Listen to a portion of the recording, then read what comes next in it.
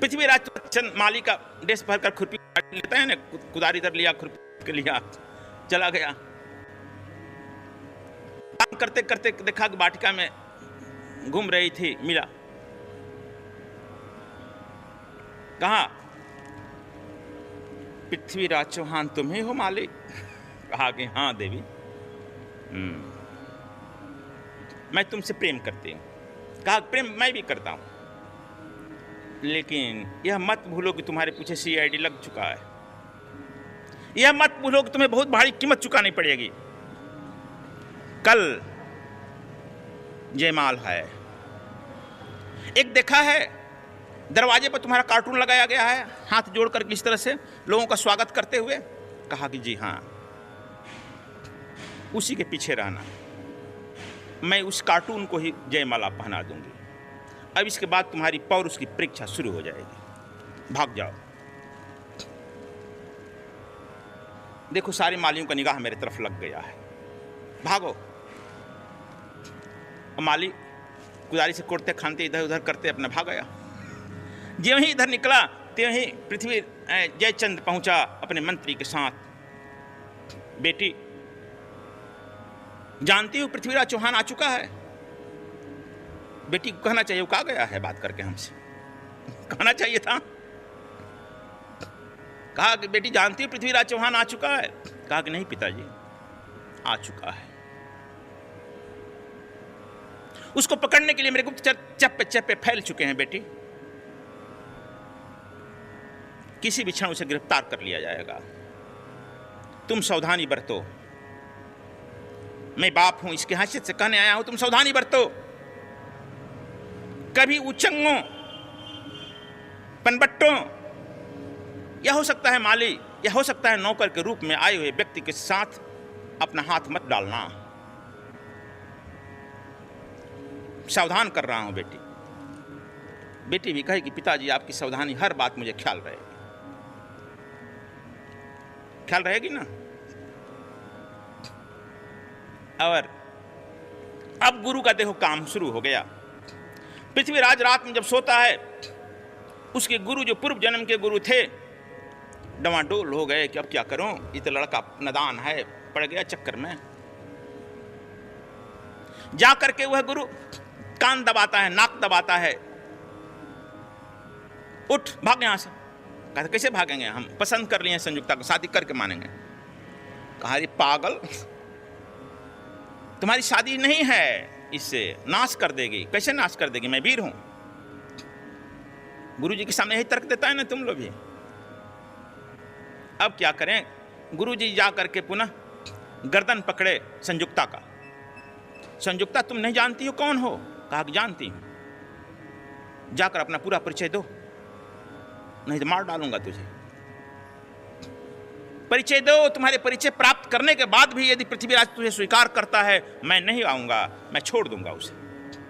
लेकिन तुम्हारी परिचय के बिना वो स्वीकार करता है तो मैं शादी नहीं होने दूंगा। संयुक्ता की आत्मा निकलकर पृथ्वीराज चौहान के यहां पहुंच गई। ये बात नहीं सुना होगा ना आचार्य सुनील जी? सुना ये बात? इसलिए मैं सुना रहा हूं, इतिहास सुनाने की जरूरत नहीं थी। संयुक्ता की आत्मा निकलकर पहुंच गई। पृथ्वीराज सोए में दिख रहे हैं सपना। अपूर्व सुंदरी एक आ गई और उसके तरफ पकड़ने के लिए उत्सुक होकर के बढ़े। वह बोल रही है कि मैं संयुक्ता हूं पृथ्वीराज, मेरे तरफ मत आकर्षित हो। क्यों? कहा कि मैं मंजू घोष की भैरवी हूं और चक्रवर्ती के द्वारा अभिशापित हूं। मंजू घोष से चक्रवर्ती का दुश्मनी चलता था, इसलिए मैं श्रापित हूं। तो क्या होगा कि मैं जहां जन्म ली हूं उस कुल का नाश कर दूंगी और जो मेरे साथ विवाह करेगी उसका भी नाश कर दूंगी।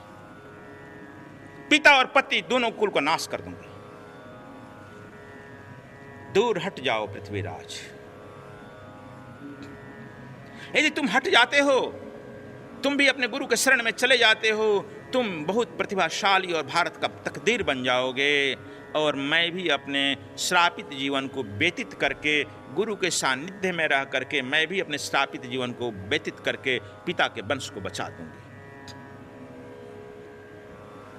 मैं यह कहना नहीं चाहती थी, तुझे तो कल मैं शिव मंदिर में बता दी थी, लेकिन अब तुम्हारा गुरु देखो यह पीछा कर रहा है पूर्व जन्म का, मेरा गर्दन पकड़ा है कि बता दो साच साच बात, ये तुम्हारा गर्दन दबा देना।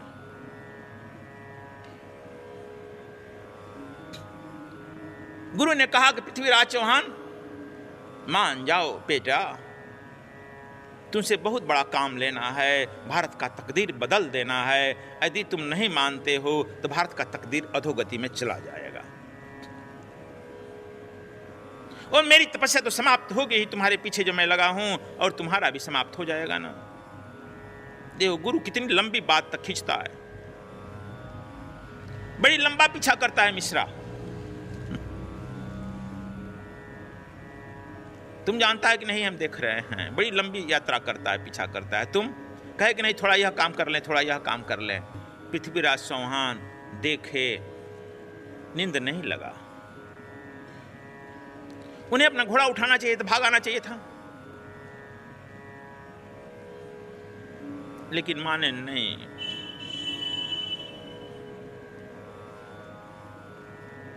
जिद पकड़ लिया। यदि तुम्हें पुरुषार्थ है और गुरु भक्ति नहीं है तो तुम्हारी जिद विनाश को प्राप्त करा देगी। यदि तुम्हें पुरुषार्थ है और गुरु भक्ति है तो तुमको विश्व विजेता बना देगा, राम के रूप में प्रचारित कर देगा, कृष्ण के रूप में प्रचारित कर देगा, स्थित कर देगा, चंद्रगुप्त के रूप में कर देगा, छत्रपति शिवाजी के रूप में कर देगा।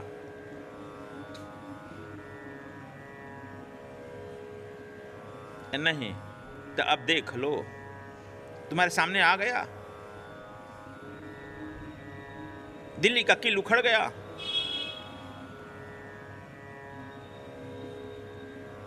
और यहां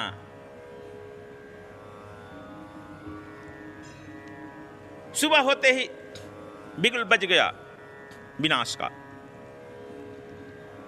जहां तुम देख रहे हो कि यह स्वयंवर का बिगुल है, वहीं विनाश का भी बिगुल शुरू हो गया, स्वयंवर शुरू हो गया। सब राजे लोग आ गए, सब राजे लोग बंदर भालू ऊंट की तरह मुंह किए, अपना अपना मुंह आगे कर रहे हैं कि माला हम में पढ़ाएगी, हम ही में पलाएगी। आगे आगे संयुक्ता जा रही है, पीछे पीछे कर्नाटकी माला लिए हुए चल रही है, कर्नाटकी, वही सबसे नजदीकी उनकी सेविका भी बनी है। कर्नाटकी की भी आंखें हैं, आगे बढ़ो आगे बढ़ो, और संयुक्ता की भी आंखें किसी की तरफ देख ही नहीं रही है। और देखते देखते ज्यों ही वह दरवाजे से बाहर निकली, वह बुढ़ा दाढ़ी वाला जयचंद, जो भारत के भाग्य का विनाशकर्ता भी साबित हुआ, वह चिल्लाया, संयुक्ता, समझ गया कि बाहर जा रही है, वो कार्टून पर मत पड़ा दे वाला, संयुक्ता, जोर से चिल्लाया, दरबारियों से चिल्लाया, पकड़ो। तब तक से कर्नाटकी माला दे दी थी, संयुक्ता उस कार्टून को माला पहना दी थी, और कार्टून के पीछे खड़ा हुआ पृथ्वीराज चौहान अब सैनिक ड्रेस में था, और सारे उसके 108 आदमी वो सैनिक ड्रेस, वह सैनिक सेना कौन ड्रेस, वहीं के सैनिक सेना का ड्रेस में थे। और एक हाथ बढ़ाया संयुक्ता की तरफ, पकड़ा, और दूसरा हाथ लगाम पकड़ा और घोड़े पर छलांग लगाकर बैठ गया। संयुक्ता पीछे बैठ गई। संयुक्ता से कहती है कि अब तुम्हारे पुरुषार्थ की परीक्षा हो रही है। संयुक्ता से पृथ्वीराज कहा कि तुम्हारे पुरुषार्थ की परीक्षा है कि तुझे मैं छोड़ना मत, देखो मैं मेरी पुरुषार्थ देखो। और पृथ्वीराज चौहान 26 वर्ष का लड़का अपने दांत में पड़ता है, पकड़ा घोड़े का लगाम, दोनों हाथ में तलवार निकला, दोनों हाथ से सेनाओं को मारते काटते तेजी से निकला, दोनों हाथ से युद्ध करते हुए। चंद्रबरदाई भी उसके आगे पीछे दौड़ा, और वह लड़की जो इसके एक साथ रहती थी, भील की लड़की, वह भी उसके आगे पीछे सुरक्षा में दौड़ी। जगह जगह जहां हर चेक पोस्ट जहां जहां था, वहां वहां पर इसके सुरक्षा गार्ड खड़े हो गए थे। और घोर युद्ध हुआ, मारते काटते हुए पृथ्वीराज चौहान 100 सेनापतियों को स्वाहा कर दिया। 8 सेनापति और पृथ्वीराज पूरी तरह से घायल होकर के इस दिल्ली में पहुंचा, और जो संयुक्ता को लेकर के घर में पहुंचा, निकला ही नहीं 6 महीना। वैद्यराज इलाज तो किए, ठीक भी हो गया, लेकिन निकला नहीं। यहां गुरुजी फिर चिंतित हो गए। यहां राज्य में विद्रोह होने लगा। हाहुली राजा जो था बहुत इसका विश्वासी और बहादुर था। चंद्रबरदाई को साथ लेकर के चला के चलो उसको निकालो राजमहल से। लेकिन ज्यों ही चिट्ठी चंद्रबरदाई दिया एक लिख करके, राजन दिल्ली की नजर तुम पर, तुम्हारी नजर संयुक्ता पर, और पूरा यहां पर अराजकता फैला है, और वहां पर गजनी पुनः तैयारी कर दिया है। लेकिन वह चिट्ठी ज्यों ही लेकर के एक दासी को दिया, दासी चिट्ठी संयुक्ता ले ली और फाड़ कर फेंक दी, भाग यहां से। पृथ्वीराज तक नहीं पहुंचा, और दासी लौट कर आई, कही कि नहीं, डांट दिया। हाहुली राजा कहा कि नहीं, मैं नहीं रह सकता हूं इसके यहां। देखो यहीं से विद्रोह की चिंगारी फूटी। हाहुली राजा कश्मीर का था, वह चला गया, कहा कि मैं जाता हूं। बहुत समझाए लोग इसके गुरु और सेना चंद्रबरदाई, लेकिन हाहुली राजा सर्वप्रथम विद्रोह करके चला गया और जाकर के मिल गया मोहम्मद गजनी से। मोहम्मद गजनी कहा कि मुझे 11 बजे बड़ी मार मारा है, वह आदमी नहीं प्रेत है, पृथ्वीराज हमको मत फिर भड़काओ। कहा कि लेकिन वह क्षत्रिय लोग युद्ध कैसे करता है, हमारे एक क्षत्रिय यहाँ तो हजार हमारे मुसलमानों को काट देता है, युद्ध की कला क्या है। कहा कि इसकी ट्रेनिंग मैं दूंगा, मुझ पर विश्वास करो। देखो यही राजफुट हुआ, और यह जो है मुसलमानों को ट्रेनिंग देने लगा हाहुली राजा। ऐसे युद्ध होता है, और युद्ध की ट्रेनिंग दिया 6 महीना। मुसलमानों को पहला ट्रेनिंग दिया गया, और इस बीच में अपमान का घूंट पी करके जयचंद अपने सेनापति को भेजा, कहा 50,000 सेना तुझे मैं दे रहा हूं, अटैक करो पृथ्वीराज पर। और इस बीच में इसके बहुत मारे भी गए, और भी राजदास में विद्रोह हो गया, निकला नहीं, संयुक्ता के चंगुल में फंस गया। कहा गया है गुरु का पिता की बात अहितकर नहीं होता है।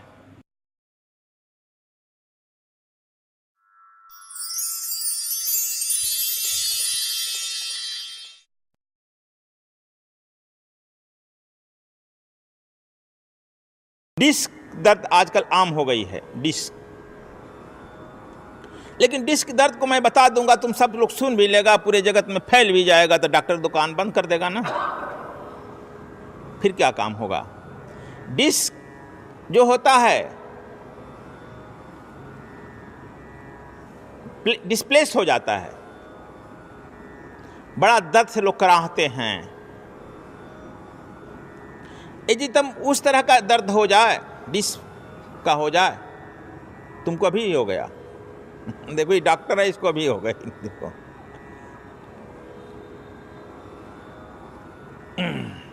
तब तो क्यों बताऊं, तो डॉक्टर है अपना भी इलाज करेगी, दूसरे से ही पैसा लेकर करने लगेगी। इसीलिए लोग छुपा छिपा कर रखते हैं। चलो लेकिन मैं कह देता हूं, जब डिस्क हो जाए, डिस्प्लेस दर्द हो जाए, तो तुम दाहिना स्वर को चलाओ, फिर इसको बंद कर दो, बायां को चलाओ, दायां बायां बायां दायां को कम से कम 20 मिनट चलाओ, पलटते रहो एक दूसरे को एक आधा मिनट पर, और इसे चलाते चलाते आधा घंटा तक ले जाओ। आधा घंटा के अंदर आपको वह डिस्क का दर्द जो है रुक जाएगा। यदि इसको 1 महीना ठीक करते रहा, तो तुम्हारा डिस्क का दर्द या अन्य भी तुम्हारा दर्द शरीर का वो समाप्त हो जाएगा। स्वामी श्री जी की अद्वितीय रचनाएं, कुंडलिनी जागरण, दिव्य गुप्त विज्ञान के माध्यम से अपनी कुंडलिनी को जागृत करें। देखें, जाने, सचित्र वर्णन है। शिव नेत्र, आपको भी तीसरा नेत्र है। उस नेत्र के खुलते ही इस जगत और उस जगत का सारा पर्दा हट जाता है। रहस्यमय लोक, सूक्ष्म जगत के रहस्यों का आंखों देखा वर्णन आप भी उन लोकों की यात्रा कर सकते हैं। लोक परलोक, यह लोक जितना सत्य है उतना परलोक भी सत्य है। अपने पितरों से मिलें। स्वर से समाधि, अपने स्वर के माध्यम से ही समाधि को उपलब्ध हो सकते हैं तथा इस जगत में भी सफलता प्राप्त कर सकते हैं। यंत्र मंत्र रहस्य, अचूक मंत्रों से अपने असाध्य उद्देश्यों को भी साध्य बना सकते हैं। बुद्धों का पथ, योगियों की आत्मकथा, इस मार्ग पर चलकर आप कैसे बुद्धत्व को प्राप्त कर सकते हैं, भारतीय मनीषियों ने इसे कैसे प्राप्त किया उसका वर्णन है। कबीर गुरु बसे बनारसी, मेरे राम, मर्यादा पुरुषोत्तम राम ने उत्तर से दक्षिण की यात्रा की तथा परिवार, समाज एवं राष्ट्र के आध्यात्मिक गठन किया। शिव तंत्र, विज्ञान भैरव पर आधारित शिवत्व को प्राप्त करने की कला। एक ओमकार, गुरु नानक देव की जपजी साहब की पौड़ी एक ध्यान की तकनीक है जिसे आप चलते फिरते भी ध्यान को उपलब्ध हो सकते हैं। दिव्य गुप्त विज्ञान, इस विधि से एक दिन में आपके अंदर शक्तिपात के द्वारा सिद्धता उतारी जा सकती है। सांसारिक कार्यों में सफल होते हुए समाधि में उतर सकते हैं। सद्गुरु टाइम्स, इसके माध्यम से स्वामी श्री द्वारा विभिन्न जगहों पर दिए गए आशीर्वचन एवं साधना जाने। सद्गुरु स्वामी कृष्णायन जी महाराज के आशीर्वाद से सद्विप्र समाज सेवा श्री बद्रीनाथ धाम में हर वर्ष की भांति 5 मई 2014 से 5 नवंबर 2014 तक तृतीय विशाल भंडारा आयोजित कर रही है। सन 2013 में बद्रीनाथ और केदारनाथ में आई प्राकृतिक आपदा में स्वामी कृष्णायन जी महाराज के दिशा निर्देश अनुसार सद्विप्र समाज सेवा ने बद्रीनाथ में फंसे यात्रियों की भोजन, प्रसाद और आश्रय सेवा का बीड़ा उठाया, जिससे प्रतिदिन 8,000 से 9,000 यात्री लाभान्वित हुए। आप सभी श्रद्धालुओं का सद्विप्र समाज सेवा सद्गुरु धाम आश्रम बद्रीनाथ अभिनंदन करता है। अधिक जानकारी के लिए संपर्क करें 09872 999 766, 0921653 4555, 0986888 6830। स्वामी कृष्णायन जी महाराज द्वारा अन्वेषित दिव्य गुप्त विज्ञान सीखने के लिए और स्वर योग साधना शिविर में सम्मिलित होने के लिए आप संपर्क कर सकते हैं। सद्गुरुधाम आश्रम, मुख्यालय H243 कुंवर सिंह नगर, नीलोठी मोड़, नांगलोई, दिल्ली 110041। संपर्क सूत्र 011 283 61513, 0986888 6830, 09872 999 766। मानव जीवन में सफलता प्राप्त करने की ध्यान प्रथम और अंतिम विधि है। समय का सद्गुरु समय अनुसार ध्यान की विधि देता है। वर्तमान समय के लिए दिव्य गुप्त विज्ञान और स्वर योग कामधेनु है, जिनसे आप दैहिक, दैविक और भौतिक दुखों से मुक्त होकर संसार में राजा की तरह जीने की कला सीख सकते हैं। संपर्क करें सद्गुरु धाम आश्रम सद्विप्र समाज सेवा 09868886830, 09818019199, 09872999766।